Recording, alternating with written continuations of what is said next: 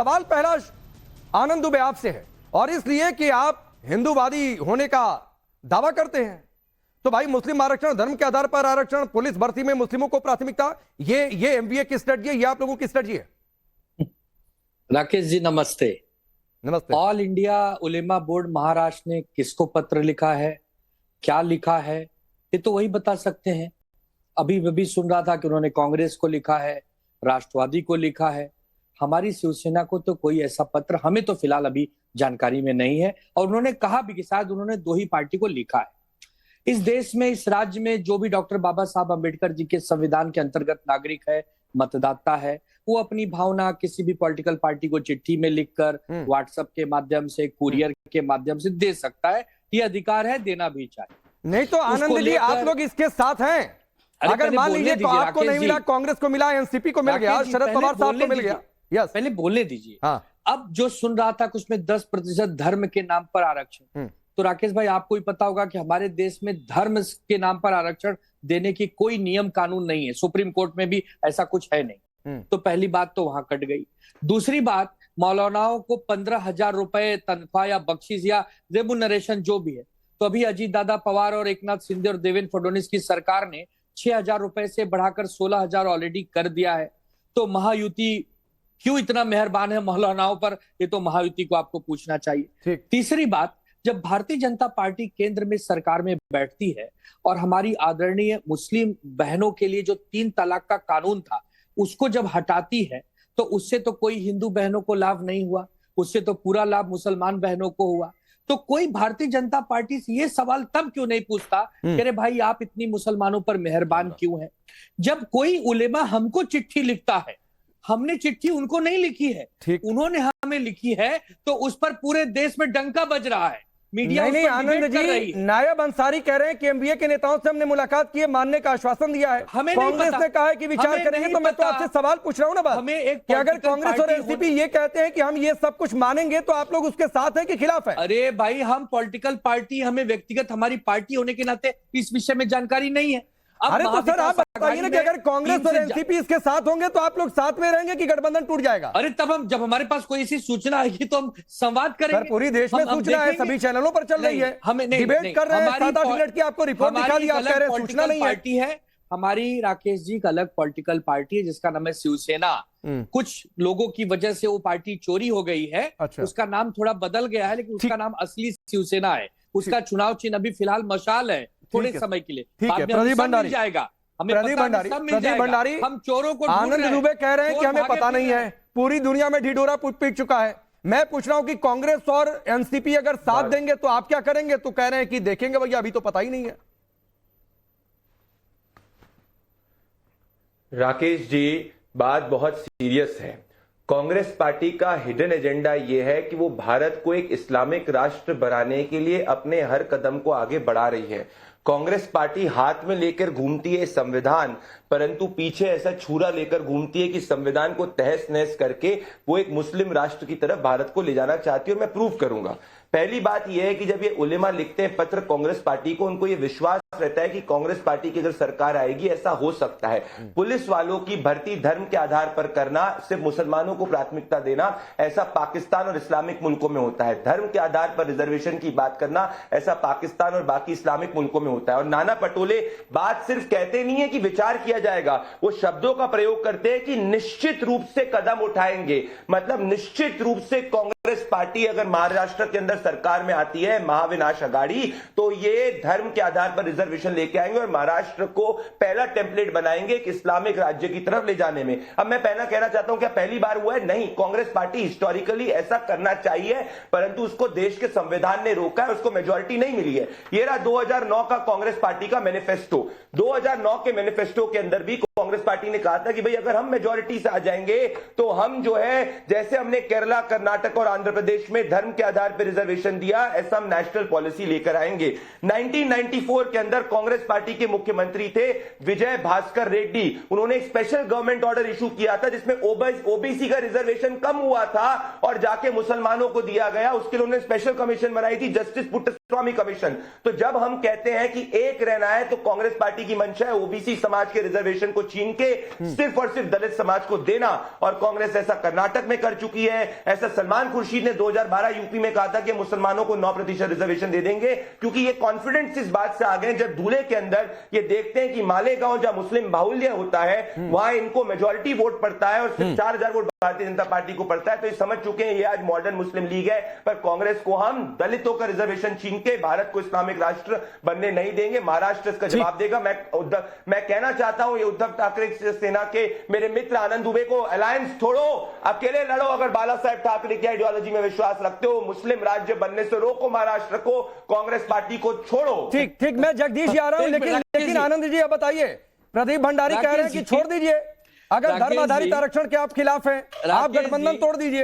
राकेश जी, हर आदमी की एक अपनी विवेक बुद्धि होती है, पार्टी की एक विवेक बुद्धि होती है। अरे भाई, तेलंगाना, हिमाचल, कर्नाटका में कांग्रेस की सरकार है, क्या इस्लामिक स्टेट बन गया? वहां हिंदुत्व खत्म हो गया, वहां इस्लाम का राज हो गया? अरे क्यों जहर घोलते हो यार, क्यों डराते हो? आनंद दुबे जी, क्या धर्म के आधार पे रिजर्वेशन के पक्ष में आप हैं? आनंद दुबे जी, आनंद दुबे जी, बाला साहेब ठाकरे जी का आइडियोलॉजी थी भगवा।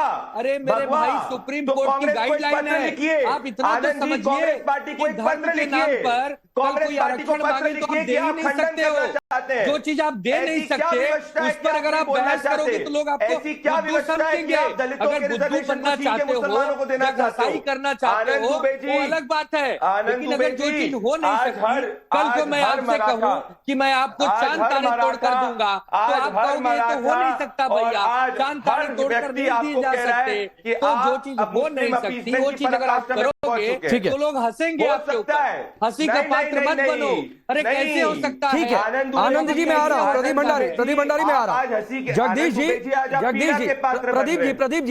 प्रदीप जी, शिवसेना तो अभी कह रही है उद्धव गुट वाली कि भैया अभी तक हमको जानकारी मिली नहीं है, बावजूद इसके कि दुनिया में ढिढोरा पीट चुका है, बावजूद इसके कि कांग्रेस ने कह दिया विचार करेंगे, बावजूद इसके कि सपा ने कह दिया है कि भाई होना चाहिए। तो अब जगदीश जी बताइए, जो प्रदीप भंडारी कह रहे हैं इस्लामिक राष्ट्र चाहते हैं क्या, जहां पर धर्म के आधार पर आरक्षण मिले, पुलिस भर्ती योग्यता से होगी कि धर्म देखकर होगी? देखिए राकेश भाई, जैसे आप प्रदीप भंडारी जी बोल रहे थे, आप मौन हो गए 2 मिनट के लिए, तो आपसे प्रार्थना करता हूं मेरी बात में भी मौन रहें, क्योंकि मैं प्रदीप भंडारी को जवाब देने वाला हूं, आप तो पत्रकार, आपको नहीं। बोलिए। दरअसल ये लोग घबरा गए हैं, इनका इशू ही है, इनका मुद्दा ही है कि चुनाव को लूटना है, कैसे लूटा जाए। कभी अपने वादों पर बात नहीं करेंगे, गारंटी की तो चर्चा नहीं है चुनाव में, जो प्रधानमंत्री चिल्ला के गारंटी, महंगाई, नौकरी की बात, वो तो चर्चा ही नहीं है। हर चुनाव में हिंदू मुसलमान, और हिंदू एक हो जाओ और मुसलमान से डर जाओ, ये क्या मतलब है? भारत में कौन सा इस्लाम बनने जा रहे हैं? जिस देश में मुसलमान है वहां क्या हिंदू नहीं रहते? वहां कौन सा हिंदू राष्ट्र बन गया है? कहने के ये मतलब है डरा रहे हैं, फूट डालो और शासन करो। अंग्रेज तो ये क्या करते, फूट डाल रहे, शासन कर रहे हैं, अपने मुद्दों पर कोई बात नहीं, एक हो जाओ, बड़ो मत, ये दुनिया भर का ड्रामा कर रहे हैं। देश का प्रधानमंत्री जा जाके कह रहा है एक रहोगे तो सेफ रहोगे। पहले क्लियर करो कि हिंदू को कह रहा है कि मुसलमान को कह रहा है या पाकिस्तान को धमकाने की बात कर रहा है। जगदीश जी एक छोटी सी बात, प्रदीप भंडारी आता हूं, जगदीश जी एक छोटी सी बात, एक छोटी सी बात आप ही के पास हूं सर, आप ही के पास हूं, एक छोटी सी बात है, आपने 1-1.5 मिनट जो आपको बोलना था बोला, मैं 3 बातें पूछ रहा हूं, 3 बातों पर मुझे क्लियर कट रिप्लाई कर दीजिए, फिर प्रदीप भंडारी रिप्लाई करेंगे और मैं शुभरास्ता आपके पास आ रहा हूं। नौकरी शिक्षा में 10% मुस्लिम आरक्षण, आरएसएस पर बैन और पुलिस भर्ती में मुस्लिमों को प्राथमिकता, इस पर बताइए, पार्टी कह रही है, आपके विचार करेंगे। भाई बात सुनिए, क्या मुसलमान को आप भारत का नागरिक मानते नहीं मानते हैं? मोदी जी पैर, अरे तो हिंदू नागरिक नहीं है क्या? सिख नागरिक नहीं है? ईसाई नागरिक नहीं है क्या? मुसलमानों से ऐसी नफरत, तो धर्म के आधार पर पुलिस भर्ती में आरक्षण देंगे क्या? राइट भी है कि ये मुस्लिम है इसलिए इसको ज्यादा दे दो, हिंदू है कम दे दो, सिख है तो इतना दो, ईसाई है तो इतना दो, ऐसा होता है क्या? उनको काम ना दो, कहीं ना कहीं भारतीय जनता पार्टी गुमराह कर रही है, किसी को काम देने वाले नहीं है। मतलब लेटर उलेमा बोर्ड लिखे, आप कहें कि प्राथमिक ठीक है विचार कर लेंगे भाई, और गुमराह भाजपा कर रही है। ये इनकी औकात क्या है कि नौकरी दे देंगे? इनकी औकात के तो देश को बेचना है। तो सर उनकी औकात नहीं है नौकरी दे देने की। मैं नहीं पूछना चाहता हूं, लेकिन फिर सवाल बनता है कि आप लोग यही चाहते हैं कि फिर धर्म देखकर नौकरी दे दी जाए। इनकी औकात नहीं है नौकरी देंगे, जो वोट नहीं देगा उसको नौकरी नहीं देंगे। इनकी औकात भी नहीं है। प्रदीप भंडारी एक रिप्लाई फिर शुभ रास्ता आ रहा हूं। ये नहीं देंगे, इनको पता ही नहीं नौकरी। नहीं ठीक है, तो नौकरी लेने वाले हैं, ये नौकरी छीन रहे हैं। जगदीश जी को 30 सेकंड में जवाब दूंगा। जगदीश भाई, जगदीश जी ठीक है। जगदीश जी ये है संविधान, ये रही बाबा साहेब अंबेडकर की कथनी। उन्होंने कहा था कि संविधान में धर्म के आधार पर आरक्षण नहीं हो सकता। मुसलमानों को आप आरक्षण धर्म के आधार पर नहीं दे सकते, ओबीसी के आरक्षण को छीन के। तो अगर आपको लगता है कि जब अनाना पटोले ने बोला निश्चित रूप से दिया जाएगा मुसलमानों को रिजर्वेशन, अगर वो सही है तो आप बाबा साहेब अंबेडकर के संविधान के विरुद्ध है। अगर वो गलत है तो नाना पटोले को अपनी पार्टी से। और सुनिए शामा मोहम्मद ने क्या कहा था, हरियाणा चुनाव हारने के बाद सिर्फ और सिर्फ मुसलमानों ने आपको वोट किया है। आप मॉडर्न मुस्लिम लीग बन चुके हैं। क्या हुआ आपको हम दलितों के रिजर्वेशन को नहीं छीनने देंगे। आपको जिस पे बात करनी करिए, ये संविधान को नहीं, ये संविधान की मूलधारा को नहीं बदलेंगे आप किसान, महंगाई सब ये तभी है जब संविधान है। जगदीश जी संविधान को तहस नहस मत करिए। आज मुझे पीड़ा है आपसे मुझे पीड़ा नहीं है। मुझे पीड़ा आनंद दुबे से है कि आनंद दुबे की बाला। नहीं, मैं आनंद दुबे के पास भी जाता हूं दोबारा, लेकिन उससे पहले शुभ रास्ता आपके पास आ रहा है। रुकिए जगदीश जी, रुकिए प्रदीप भंडारी, रुकिए। शुभ रास्ता, पुलिस भर्ती में मुस्लिम को प्राथमिकता, फिर उसके बाद क्या तो दंगे के आरोप में जो गिरफ्तार मुस्लिम है उनको रिहा कर दिया जाए। भड़काऊ बयान देने वाले मौलाना सलमान अजहरी को छोड़ दो भाई। 30 सांसद लिखे चिट्ठी, ये मांग की जा रही है। आरएसएस पर बैन, ये मांग, और कांग्रेस और सपा खुलकर कह रही है कि हम विचार करेंगे। जी राकेश जी, अगर इस बहस को हाई ऑक्टेव डिबेट ना बनाया जाए, सिर्फ पॉलिसी पे बात की जाए, तो मुझे लगता है संविधान भी सुरक्षित रहेगा और महाराष्ट्र के साथ देश की जनता को भी कुछ मुद्दों पर स्पष्टता मिलेगी।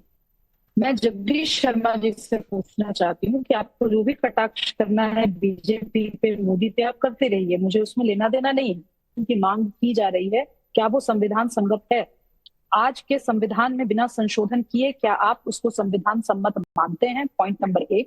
पॉइंट नंबर 2, ये जो 10% आरक्षण अगर आप, क्योंकि विचाराधीन है आपकी पार्टी में, अगर आप ये देते हैं तो ये किसका कोटा काट कर दे रहे हैं आप? इन दो चीजों पर तो स्पष्टता आपको देनी पड़ेगी, क्योंकि फिर हमारे जैसे लोग जो भाजपा को, कांग्रेस को, समाजवादी पार्टी को, महाविकास